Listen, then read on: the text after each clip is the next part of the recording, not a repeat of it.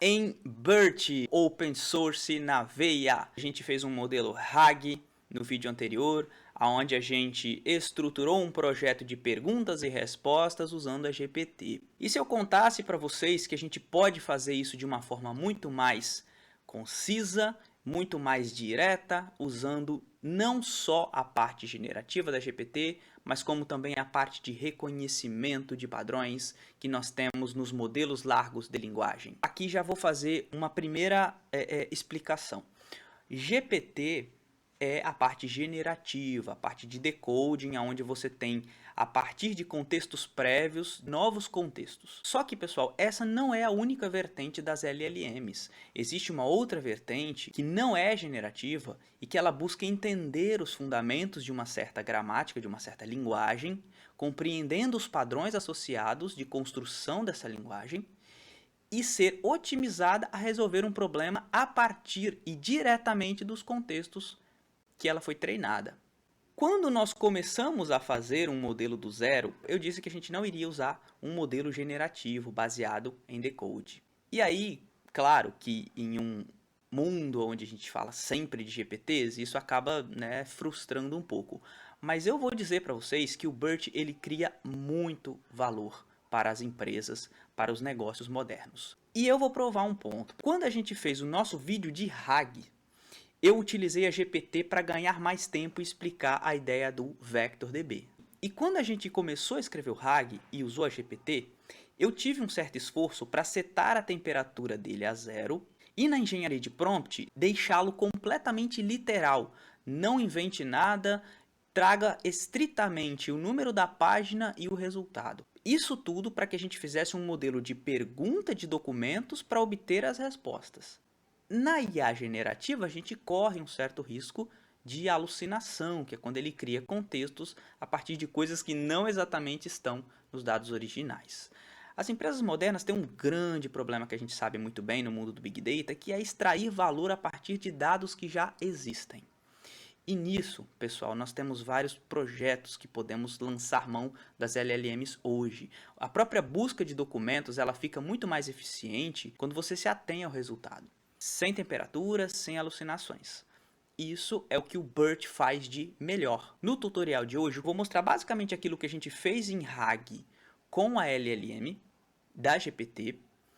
Porém, a gente não vai focar mais na ideia de VectorDBs e vai focar completamente no processo de utilização de um modelo ajustado a perguntas e respostas utilizando um modelo Fine Tuning do BERT. A primeira coisa que a gente tem que entender, pessoal, é que o modelo pré-treinado ele precisa de uma massiva quantidade de dados, certo?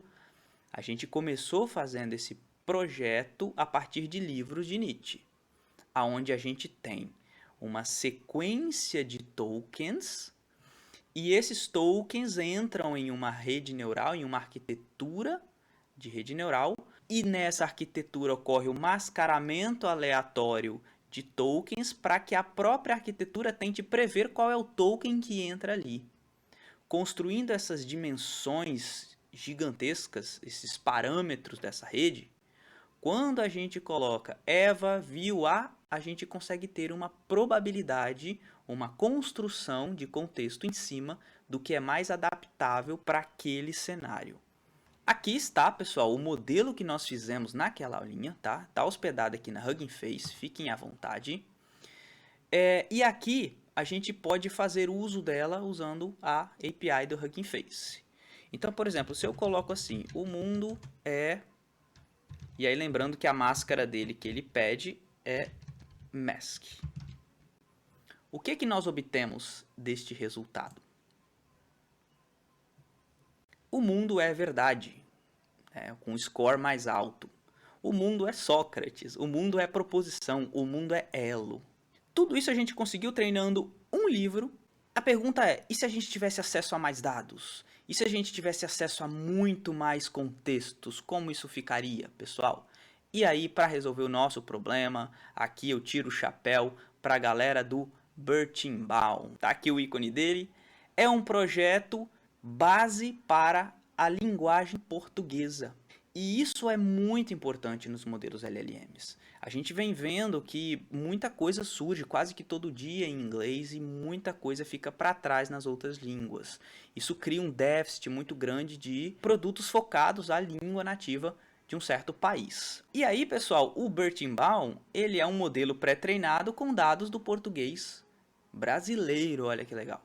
E aí nós podemos fazer um teste com ele, né? Então a gente pode vir aqui.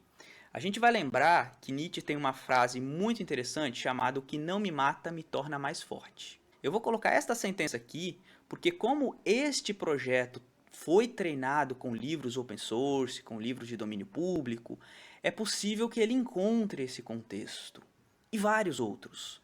O que não me mata me torna mais... E aí eu vou usar a máscara que ele pede, que é mask. O que não me mata me torna mais forte. Sim, ele acertou. E inclusive com outros contextos ali. O que não me mata me torna mais feliz. Então, sim, é um excelente projeto. Parabéns aí para os criadores, muito legal. O Bertinbaum, pessoal, ele é a LLM. Nós precisamos de um modelo capaz de não apenas entender a linguagem, como ser otimizado a uma determinada tarefa. No nosso caso, vai ser perguntas e respostas, ou seja, a partir de uma sequência, ele dar a outra sequência do texto que mais se aproxima desta pergunta, ou seja, ele vai dar a resposta com base no que a gente solicitar. Para isso, a gente precisa de pegar o Bertinbaum, um conjunto de dados daquilo que a gente quer resolver. No caso do Q&A, nós temos um dataset muito interessante chamado Squad. A partir do Squad, por exemplo, nós conseguimos otimizar, tunar, ajustar o nosso modelo largo de linguagem, que é muito genérico, para uma tarefa de que, dado um contexto de pergunta, ele se aproxime da resposta e traga essa resposta a partir do texto original. E é isso que a gente vai fazer agora. Porém, pessoal, vou deixar pendente aqui com vocês o processo de fine tuning, tá? Porque aí a gente tem que entrar em um vídeo separado para a gente entender direitinho como funciona o processo de otimização, de acertos e erros, de ajuste desse modelo. E o que a gente vai fazer aqui é utilizar esse modelo de fine tuning para QA e mostrar como ele funciona para retornar informação a partir do texto original.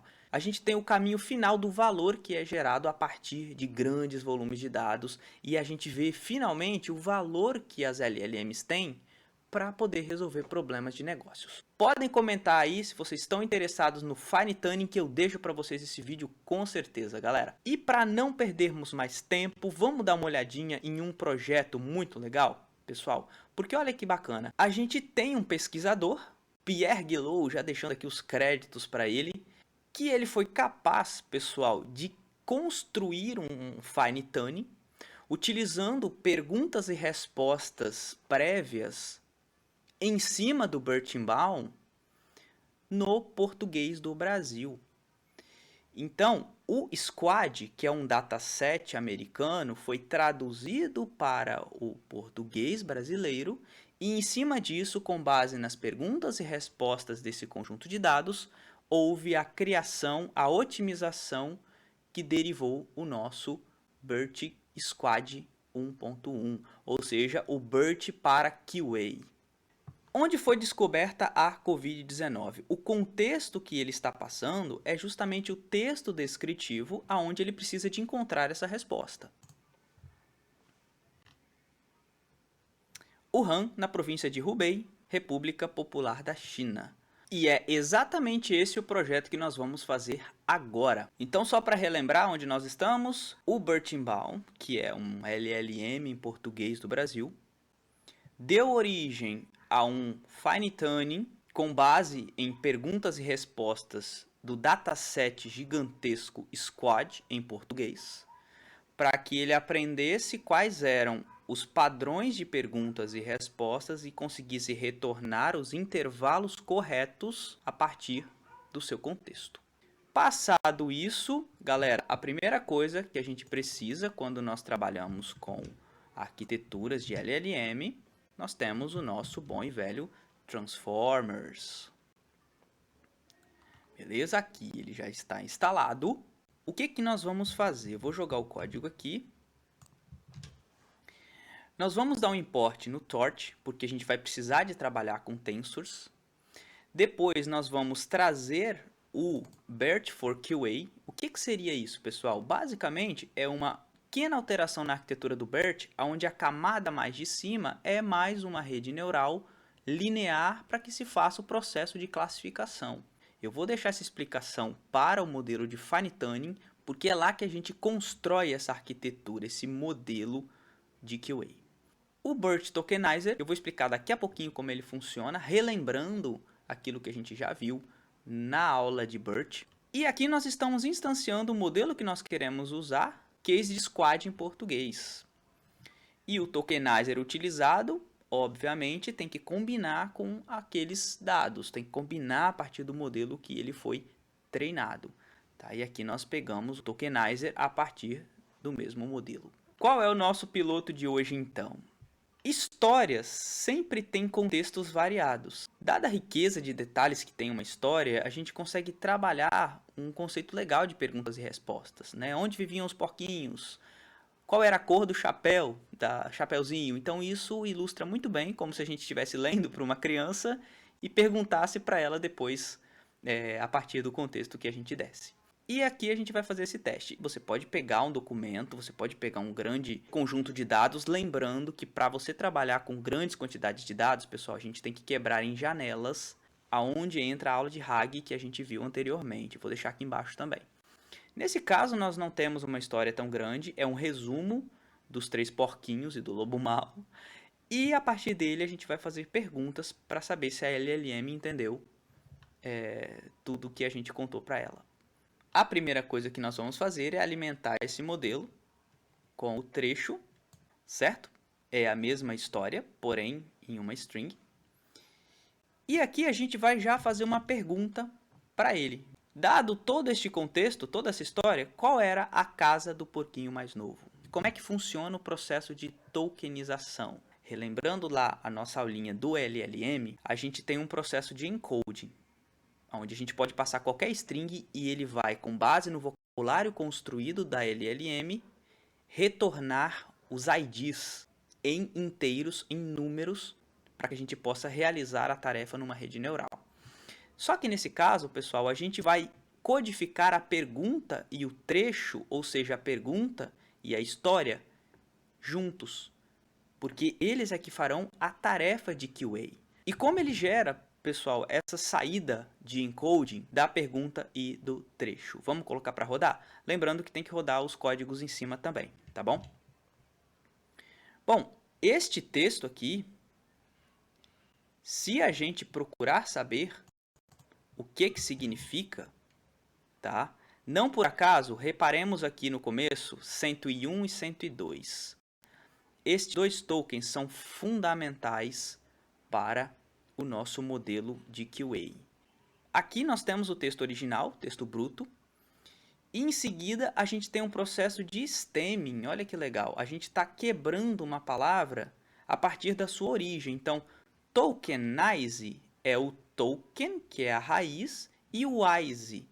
Por isso que ele é representado por hashtags, para indicar que ele depende da sua raiz, tá bom? Do seu prefixo. Essa é uma parte de NLP que é muito importante para que a gente entenda qual é a origem das palavras.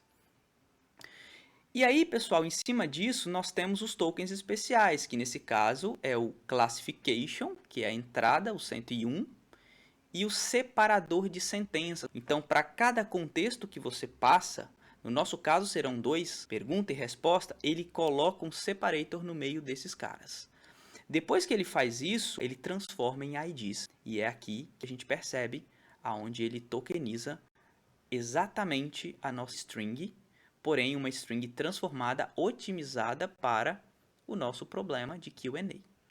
Vamos seguir junto porque eu vou dar uma explicação um pouco maior. Olha só, quando a gente tem a input e a gente gerou ela a partir do encode, né, a gente tem algo assim, onde nós temos a pergunta separada a resposta separada e podemos ter vários contextos, tá, pessoal? Isso daqui o BERT é mais do que capaz de compreender múltiplos contextos. Aqui nós estamos tunados, otimizados para Q&A. A partir do momento que nós pegamos essa entrada, nós podemos criar os embeddings desses tokens. E é aqui que nós estamos quando a gente utiliza o tokenizer do BERT, que já está pré-treinado num grande volume de dados, onde ele cria os embeddings.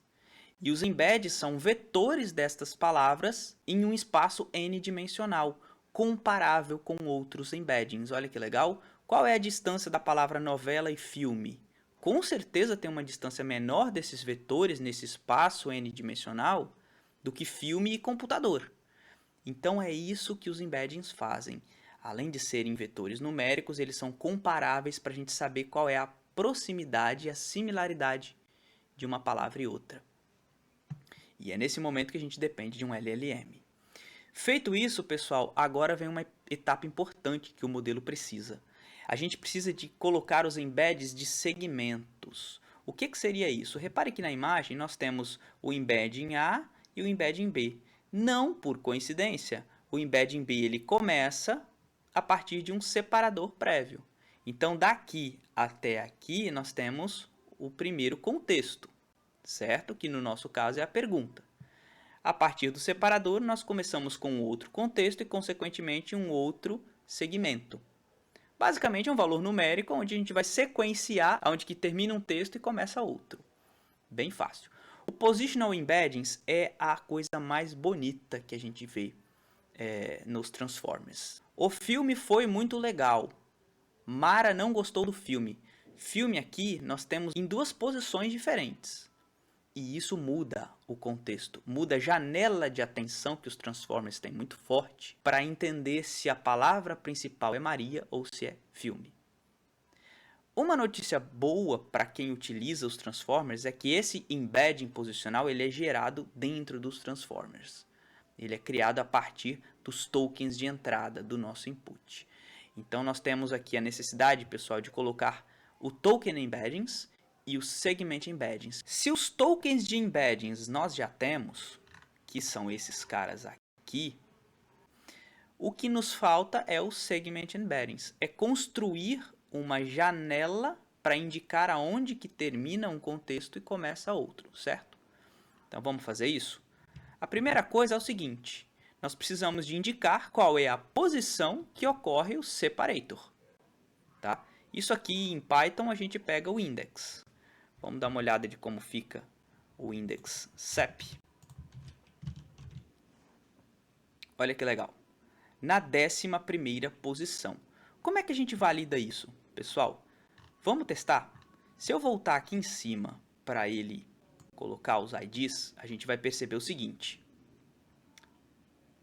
0, 1, 2, 3, 4, 5, 6, 7, 8, 9, 10, 11. Então, a 11ª posição é o nosso separator, correto? A gente tem que montar uma regra de negócio que percorra do início desta primeira frase, desta primeira sequência, até este intervalo, setando um valor único aqui, vamos colocar o 0. Olha que lógicazinha simples, pessoal. Colocar 0 do início da minha primeira frase, e isso inclui o CLS, até, inclusive, o separador que eu tenho, que está na posição 11, mas lembrando que o range ele é intervalo aberto, eu tenho que colocar mais um para que eu alcance a posição dele, já que se começa por 0. Até aqui, a gente vai ficar com valores 0. Em seguida, a gente tem que colocar valores 1, certo? E é nesse ponto que a gente vai criar uma outra regra, o mesmo for, preenchendo com 1, só que agora daquele elemento até o tamanho da minha lista. Lembrando que aqui a gente não precisa de colocar menos 1, porque o range ele já é o intervalo aberto à direita. Ou seja, a gente coloca 0 até o nosso separador, e do separador em diante até o final da minha lista eu coloco 1. Isso cria, pessoal, o segmento da pergunta certo? E o segmento do meu contexto. Olha que bacana. Esse é gigante, porque é o tamanho do meu texto. A gente tem que juntar esse segmento de pergunta e de contexto, certo? Porque eles funcionam em um único vetor. A gente vai juntar e criar exatamente a janela que nós precisamos para toda a minha lista de embeddings. Vamos ver como está. Olha lá. Até aqui é a pergunta e aqui é o meu texto. Agora eu vou ser bem literal, tá, pessoal? Olha só. Aonde a gente tem os input IDs, a gente vai lembrar que input ID é o encode a partir dos nossos dados. Né? É uma codificação dos embeddings que nós temos. É essa primeira parte aqui, olha. Se nós temos essa primeira parte, eu vou chamar de tokens embeddings, a gente tem a segunda, que é chamado de segment embedding. Certo? E aí, lembrando que o segment embedding eu dei o nome de token type IDs, para ficar mais fácil de entender no código. Porém, na arquitetura, é melhor renomear. Isso aqui é para ficar bem didático para a gente entender aonde que o modelo encaixa de fato na imagem. Tá? Então, token embedding são os nossos input IDs e o segment embedding são os nossos token type IDs. Beleza? Só estou renomeando para ficar mais didático. E os tokens têm que ser o próprio texto.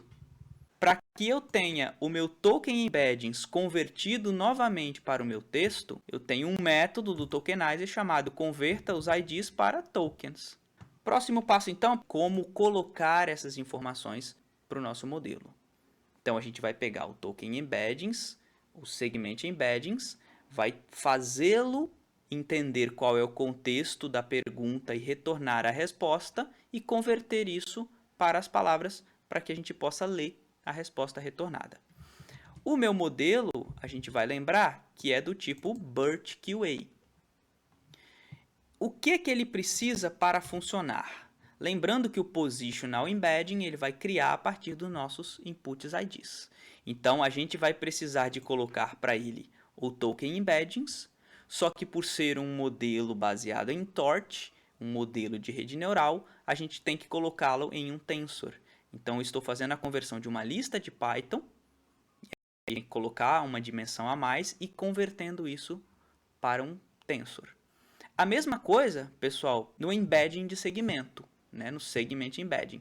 Estou convertendo e colocando junto. Beleza, nosso modelo está apto a retornar a nossa resposta. Vamos dar uma olhadinha de como é o output? O output, pessoal, é uma tabela com todas as probabilidades, ou seja, os logits, de cada token relacionado à pergunta. Qual é a probabilidade deste determinado token estar relacionado à pergunta inicial? Né? Então, é aqui que nós já temos computados quais são os tokens candidatos a responder a nossa pergunta. É por isso que não nos interessa os tokens muito distantes. Nos interessa os tokens que estão positivamente relacionados. Olha esse, 3.32. Né? Altamente relacionado. E aí a gente tem que pegar apenas esses que estão altamente relacionados. Só que aí tem mais uma explicaçãozinha, pessoal. E é muito interessante essa parte. Voltando nessa arquitetura aqui de Fine Tuning, a gente percebe que nós temos a janela de start e de end. O que isso significa? Significa que, como o BERT não é generativo, ele encontra exatamente o que está no texto, ele precisa de entender qual é o token que começa com a maior probabilidade e pega dali para frente toda a sua janela, todo o seu span, até o token de maior probabilidade de ser o fim. Então, nós temos o token de início e o token de fim para que a gente possa pegar a frase que responda, o trecho que responda a nossa dúvida, a nossa pergunta.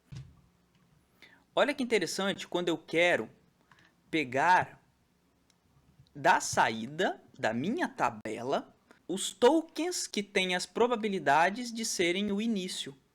Esse argmax é bem legal porque é o argumento de maximizar. Eu quero os maiores, os mais possíveis de serem os candidatos.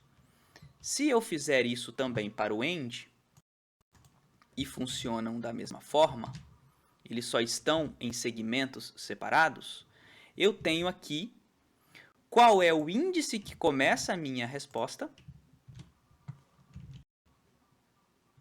82, e aonde ele finaliza a minha resposta, 84. E aqui, pessoal, nós temos uma lista que guarda todo o nosso texto, certo? São os tokens que a gente gerou lá em cima. E nisso, o que o meu modelo está dizendo é: pegue o dígito que começa no start, ou seja, eu preciso de responder ele aqui, start index, certo? Até o meu end index, porque é ali que estará a resposta. Olha que legal. Casa de. Ok, lembrando que o nosso range à direita, ele é intervalo aberto, então ele não chega até o final. Vamos colocar mais um aqui, para a gente chegar no índice que precisa. Casa de palha. Lembrando que a pergunta era, qual era a casa do porquinho mais novo? E a casa do porquinho mais novo é a casa de palha, segundo a resposta da minha LLM. Vamos confirmar, pessoal? Vamos voltar aqui no texto. O porquinho mais novo era o mais preguiçoso e disse que não queria trabalhar muito e por isso iria construir a sua casa de palha. Aparentemente, o modelo é bacana, né? A gente tá com um modelo muito ajustado, muito bem ajustado, inclusive. E aí recomendo que a gente volte lá em cima, viu, pessoal? O tempo de estudo aí, ó. Voltem lá em cima e tentem fazer várias perguntas, tentem entender até onde que ele consegue entender um contexto ou outro. Obviamente, como o LLM carece de muitos treinos, às vezes ele vai errar. Principalmente se a pergunta for muito fora do contexto original do seu texto. Aqui, agora é uma etapa importante de entendimento. Eu vou colocar aqui um matplotlib. E aqui, pessoal, eu vou pegar um código que parece um pouco complicado, mas é bem simples. A gente está pegando todos os índices que têm a probabilidade de começar a resposta no texto, tá? E a gente está chamando isso de S-scores, as pontuações do início, start scores. A gente está criando uma dimensão em NumPy, porque lembrando que eles estão em tensors, transformando isso num array flat, né, com uma dimensão no NumPy. Para quê? Para que a gente plote isso num gráfico. E aqui, para evitar que nós plotemos todos os milhares de tokens que existem, transformando o nosso gráfico em algo completamente incompreensível, nós estamos restringindo as 10 posições anteriores aonde ele deveria começar, que ele mostrou, lembrando que esse start index é o token de maior probabilidade. Então eu estou pegando 10 tokens antes dele, para ficar um gráfico bonitinho, né? Até 10 tokens depois do meu final, do meu end index. Aí sim, vai ficar um gráfico bem conciso. Estou fazendo isso para o start e para o end. Pessoal, a visualização que nós vamos gerar aqui é de um gráfico que mostra, dado um token, qual é o valor deste token para ele começar ou terminar uma sentença. Aqui vem uma rotina muito simples. Eu vou pegar essa visualização dos tokens, que são dos 10 anteriores ao início e 10 posteriores ao fim.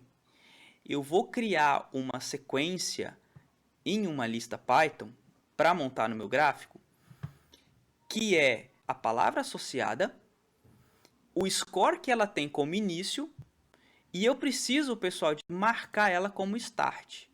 Porque eu quero, numa mesma visualização, entender se ela é o início ou o fim da minha sentença. Tá? E aí é basicamente um for simples, onde eu pego esse elemento daquela posição da minha lista de tokens e associo com a palavra em si, para que eu enxergue, né? Para que eu consiga saber em linguagem natural qual é o token de maior probabilidade. Eu estou fazendo um for, pessoal, porque eu preciso do início e do fim, tá bom? E aí eu estou colocando na mesma lista para que, olha que bacana, eu coloque num data frame para facilitar o plot do gráfico na tela. Então, basicamente, o token vis, só para ficar mais claro, o meu token vis, vou rodar aqui, o meu token vis é o meu texto. Só que aí, olha que interessante, ele tem as 10 palavras antes da resposta, olha, que não queria trabalhar muito, por isso queria construir, lembrando que a resposta é casa de palha. Eu quero pegar isso e associar no gráfico, como início e fim. Vou mostrar para vocês aqui. Reparem que o head, depois dele ter percorrido, nós temos o que sendo a probabilidade dele começar uma frase e o que sendo a probabilidade de terminar a frase. Lembrando que o que é onde que começa o nosso token vis. Então, reparem que aqui, pessoal, ele tem muito baixa probabilidade de começar. Certo? Agora, vamos colocar o meu data frame completo. Agora sim vai ficar fácil de entender. Porque lembrando, olha, vamos passar o olho aqui pelas probabilidades. Casa tem uma probabilidade alta de iniciar a sentença. O palha, ele tem uma probabilidade baixíssima de ser o início dessa resposta, ao passo que ele tem a mais alta probabilidade do data frame de ser o final. Então, basicamente, nós conseguimos computar palavra por palavra qual é a probabilidade dele começar uma sentença e a mesma palavra terminar essa sentença. O que permite com que a gente corte literalmente onde está a resposta da nossa pergunta. É por isso que Q&A é uma aplicação poderosa dentro das LLMs modernas. Mas ainda está muito feia essa visualização. Vamos colocar um gráfico aqui. Um catplot, Seaborn, certo? O eixo X vai ser as minhas palavras, o Y vai ser o score dessa palavra e o Rio vai ser o marker, se ele é o start ou end, vindo do meu data frame.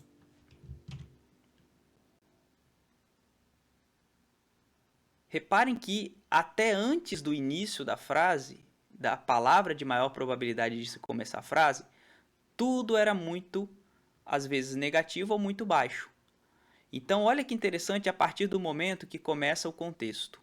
Vou dar um zoom aqui na imagem para a gente poder entender melhor. Repara que o que ele tem baixíssima probabilidade, abaixo de zero, tanto de começar quanto de finalizar a frase. Ao passo que à medida que nós vamos percorrendo essa frase, e aí lembrando que a resposta é casa de palha, a partir do construir, ele já começa a calcular probabilidades crescentes de começar a frase, caso atingiu a maior probabilidade. Então, por isso que nós temos o token casa como iniciando a nossa resposta. Ao passo que palha, ele tem uma baixa probabilidade de começar a frase, porém alta probabilidade de finalizá-la, tanto que a resposta é casa de palha. O D não tem probabilidade nenhuma de começar nem de terminar, ele é o meio. A gente vai pegar tudo, da onde começa até onde termina. Relembrando essa teoria, eu vou no meu texto original e pego a posição na lista que tem a probabilidade de começar a frase e vou percorrendo até o final, nesse caso mais um para ele pegar, inclusive, o token de maior probabilidade de terminar essa sentença. Pessoal, espero que vocês tenham gostado. Tentei fazer um vídeo enxuto, eu sei que é difícil passar aqui dos minutos falando, mas tentei ser o mais claro possível. Deixa o like, deixa o joinha, deixa o comentário de dúvida que vocês tiverem. E me cobrem aí se vocês querem mesmo o Fine Tuning, se vocês querem entender embaixo do capô de como funciona a transformação de um modelo LLM em um Fine Tuning. Espero que vocês tenham gostado. Valeu!